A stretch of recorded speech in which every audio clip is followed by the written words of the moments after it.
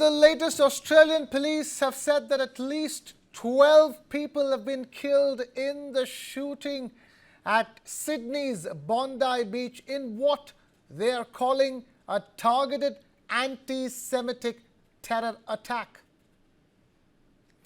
Now, the shooting erupted during a Hanukkah event attended by more than 1,000 people. Hanukkah is a Jewish festival that kicks off today. That forced families to flee as gunfire rang out.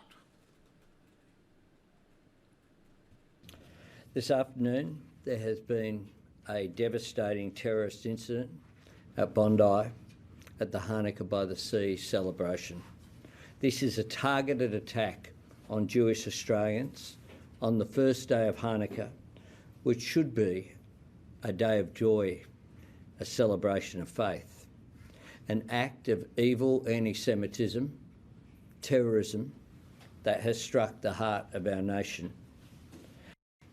For all Australians, our first thoughts are with those in the terrible early hours of their grief.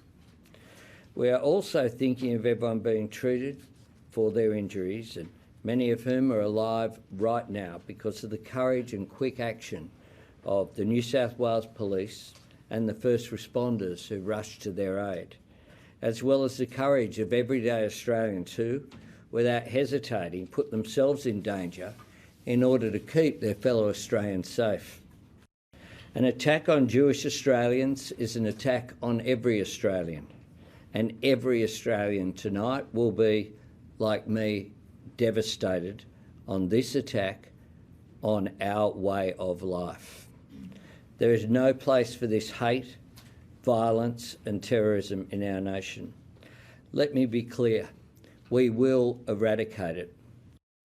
Our police and security agencies are working to determine anyone associated with this outrage. Our agencies will provide you with factual updates as quickly as possible as they continue to emerge. The evil that was unleashed at Bondi Beach today is beyond comprehension, and the trauma and loss that families are dealing with tonight is beyond anyone's worst nightmare. Australians have had their lives cruelly stolen and many have been injured. Australia will never submit to division, violence or hatred. We will see justice done and we will come through this together. We know that there were many people there to celebrate a happy occasion, the celebration of Hanukkah, and there was well over 1,000 people there when this took place. As a result of the circumstances of the incident tonight, at 9:36 p.m. this evening, I declared this to be a terrorist incident. I have also authorised special powers under Section 5 and Section 6 to ensure that if there is a third offender, and we are currently investigating that at the moment, we will make sure that we prevent any further activity. Section 6 allows us to investigate today's incident. Unfortunately, at least 12 people are deceased at this time. 29 people have been transported to various hospitals around the Sydney area, including 2 police officers. The condition of those officers and the other transported are serious, but there is a range of conditions. Our thoughts, prayers and love go to all the families and all of those that were involved tonight. Could I ask, but this is a time of calm. This is a time where I want to make sure that there is no retribution. The police are investigating thoroughly. We have acted promptly. We have taken decisive action. Could I just ask for calm in the community? Allow the police to do our job. We will work closely with community and I'll continue to provide updates about the investigation as they go on. And now we have Major Dan Pfefferman, founder ME24, Middle East 24 and former IDF officer, joining us live from Tel Aviv in Israel. Dan Pfefferman, thank you so much for taking time out to be with us here on News9. We have Lieutenant General Sanjay Kulkarni as well, Defence and Strategy expert, and we also have Yeshaya Rosenman, senior journalist, joining us live from Israel. And we also have Major General Rajan Kochar, Defence and Geopolitical expert, with us. Thank you all of you for taking time out to be with us. I'm going to begin with Major Dan Pfefferman. Major Dan Pfefferman, this incident, we're talking about it at a time where we've seen already a rise in anti-Semitic attacks in Australia over the last couple of years. It was Israel's president to call it out first, saying the fact that the warning signs were indeed ignored. Yeah, this is what globalized the Intifada looks like in practice. This is globalizing the Intifada. There have been numerous rise in violent attacks against the Jewish community of Australia. It's one of the more prominent Jewish communities in the world. It's one that's lived in relative peace and without anti-Semitism until recent years. After the October 7th massacre here in Israel, immediately you had violent marches calling for the death of Jews in the streets of Australia. This is before even a single Israeli soldier went into Gaza. You had a firebombing of a synagogue in Sydney not too long ago. Multiple attacks stopped. You recently had an IRGC Iranian intelligence operation that was thwarted in Australia, and actually the Australian government is looking into whether this attack is connected to the Iranian government. This is a serious problem that seemingly radical Islamist terrorism has once again managed to strike at a very peaceful Jewish community celebrating the Jewish holiday of Hanukkah, and unfortunately, at least 11 are dead and 29 more are injured. Thankfully, to a bystander, a brave, heroic Australian bystander, not more people were injured in this attack. Lieutenant General Sanjay Kulkarni, Prime Minister Modi has condemned this terror attack. He's called it ghastly and he's reaffirmed India's zero tolerance policy towards terror. And in that sense, that is a wake-up call for the entire world, not just Australia, with the kind of dastardly attack that this has been. Absolutely, Krishna. No denying the fact, horrific, dastardly, something shocking, unexpected, if I say so. But yes, there was, adequate kind of signals coming, right? What Major Hans rightly said, since 7th of October, things of these kind, anti-Semitism was there. The last that had happened, I remember about 36 odd people dying, was by some mentally derailed man sometime in 1996, Port Arthur. And after this, when what has happened now is indicative of the radicalization. And this, if it is not put to halt, unfortunately, what happens is we know people, one of the terror countries, Pakistan, where terror hubs are there. Pakistan uses terrorism as an instrument of state policy. But if in the entire world, what kind of a messaging do we give when we invite the chief of the army staff to White House for dinners and luncheons and give them all kinds of things? This is what will happen. Because until and unless we come with a very heavy hand across the world that we are zero tolerance for terrorism. Terrorism has no religion whatsoever. Until and unless this message is conveyed that this is not acceptable. We can negotiate, we can talk, we can do all kinds of things. But using guns, look at this is something what happened in India in Pahalgam. You find similar thing happening over there. A festival being celebrated for nothing but, it's a very, very sacred festival. Because after all, it is something to have recaptured Jerusalem by the Jews. And it is on that occasion that the Festival of Lights, this is also called the Festival of Lights.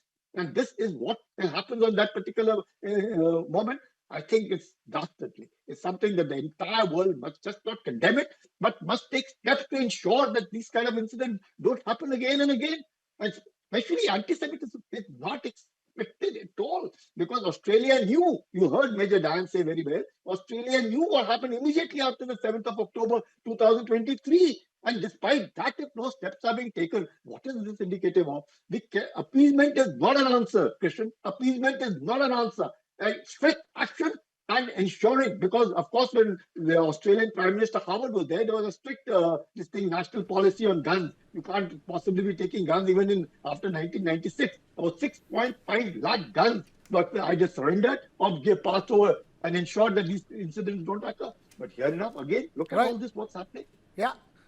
Yeshaya Rosenman, and this would definitely put all Jewish diaspora Jewish communities across the world on extremely high alert, isn't it? That's what something like this does, especially the timing of it all on the first day of Hanukkah. Hi, good evening. Yes, well, to be honest, I hope it will put Jewish communities on the alert, because there are many who are still complacent We saw there are Jews who voted for Zora Mamdani in New York, who advocates for precisely this, for globalizing the Intifada. So I hope more people will awake, even if what it takes is these tragic circumstances. To that, I would like to add that there have also in Australia earlier this year there were protests by neo-Nazi elements against the new Indian community. These are people who are coming to Australia on tech visas, largely Hindus, and there were protests against them. Now, this terrorist is Pakistani-born. He is a graduate of Hamdard University in Islamabad. Unsubstantiated rumors that have yet to be substantiated also say that he had gone to a Pakistani army high school. So this man, they have imported a radical from Pakistan. He has grown up with the radical curriculum in Pakistan. You can see think tanks like Impact SE, the reports they have done on what is taught in Pakistani schools. So there has to be much more attention. Many more people have to be alert who they are bringing into Australia and the threat they pose to law-abiding citizens in Australia, Jews, Hindus, and others. Right. Let me take this back to the Indian panelists over here. Major Rajan Kochar, what does this do in terms of the questions that get raised over here are all about immigration and immigration policies across the world, and how effective they've been in terms of ensuring that the immigrant population gets assimilated in the right way possible. And if it's not, how can they continue to exist the way they do? Krishna, actually, first of all, my deep condolences to the people who have been killed in this attack. It's very unfortunate. This the immigration issue, which actually you have mentioned, Australia has a population of 27.2 million people, and 8.6 million, Krishna, 8.6 million are immigrants.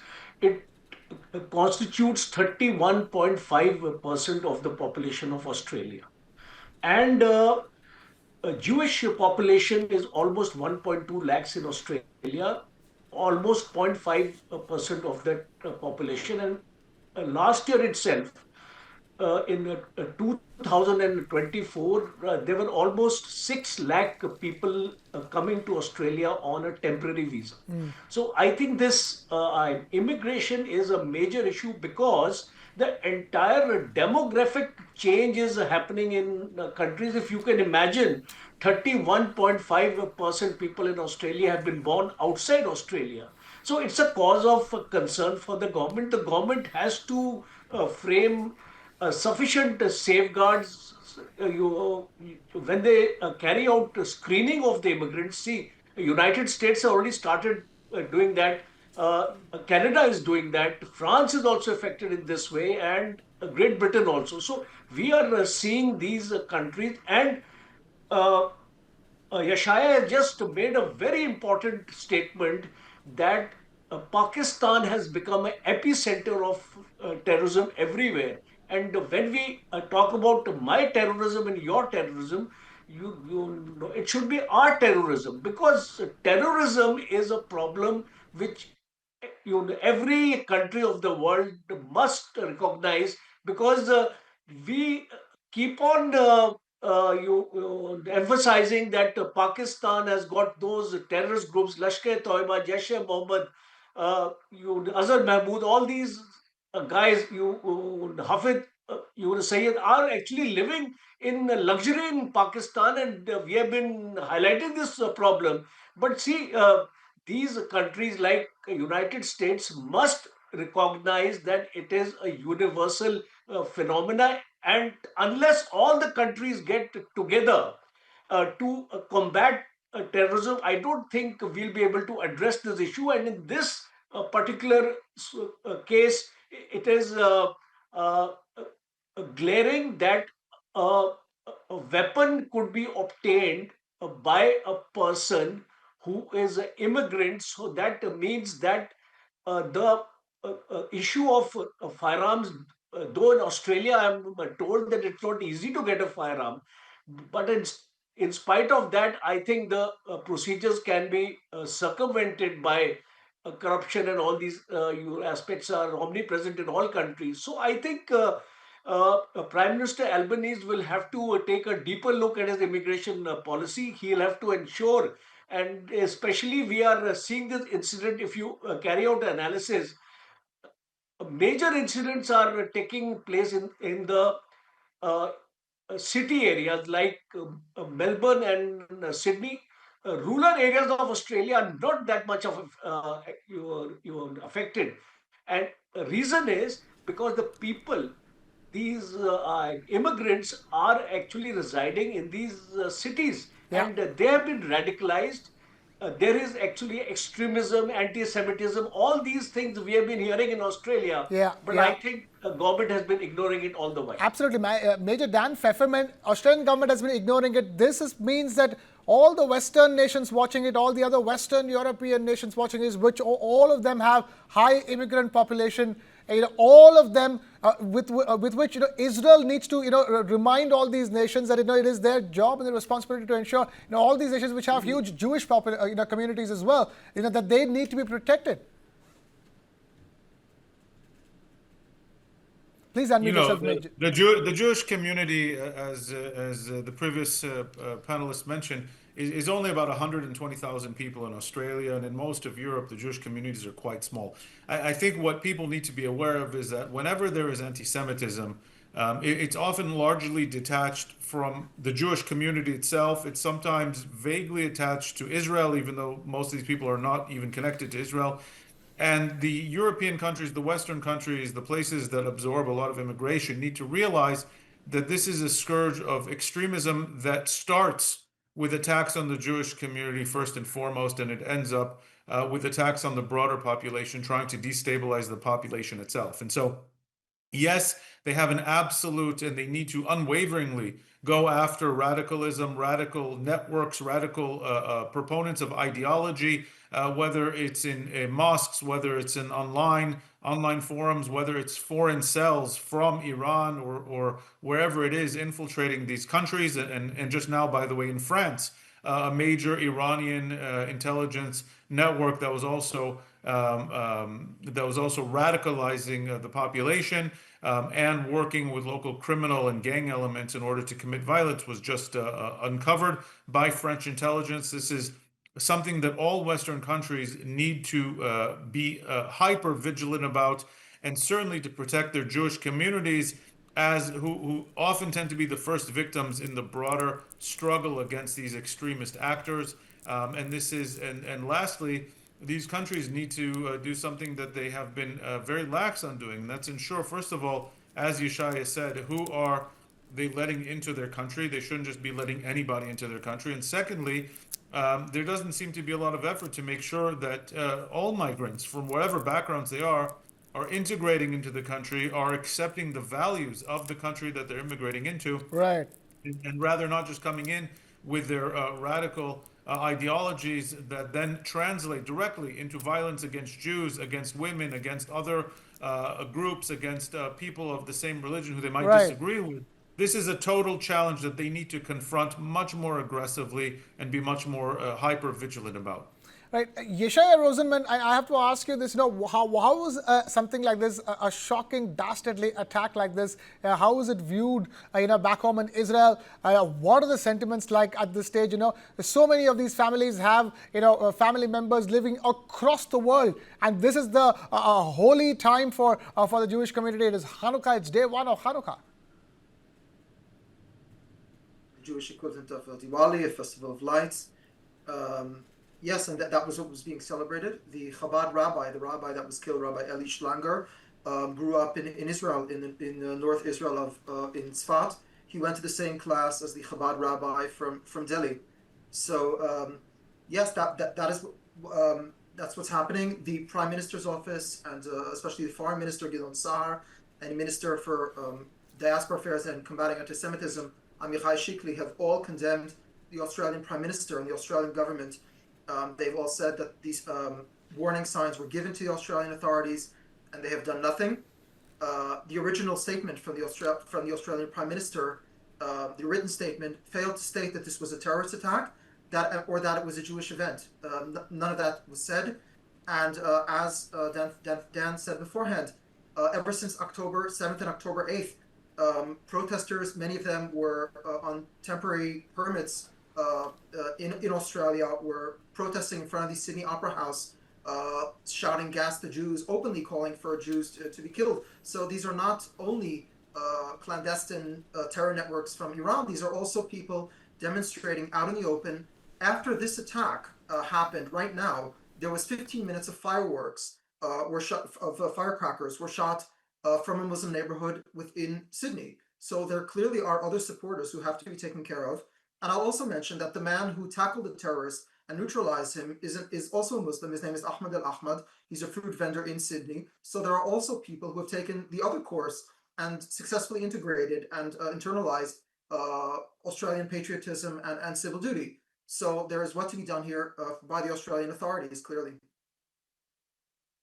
Before we wrap things up, Lieutenant General Sanjay Kulkarni, at this stage, India has affirmed support to Israel. It has said that we have the same zero tolerance policy towards terrorism, and in this direction, with further with the kind of rise in anti-Semitic attacks across the world, India will play a crucial partner to Israel, isn't it? Always.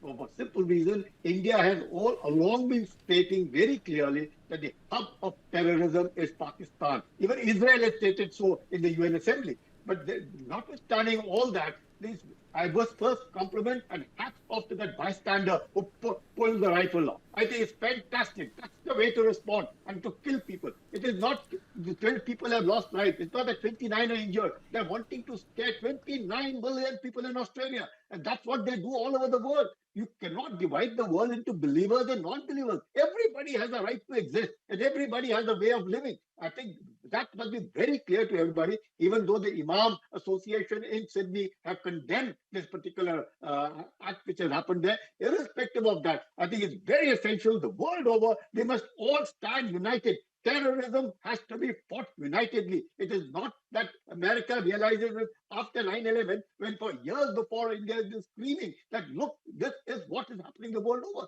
And now again, what they have done in Pahalgam and what has responded, you invite field marshal from Pakistan again and again to America for a meal in the White House. This is acceptable, not acceptable at all.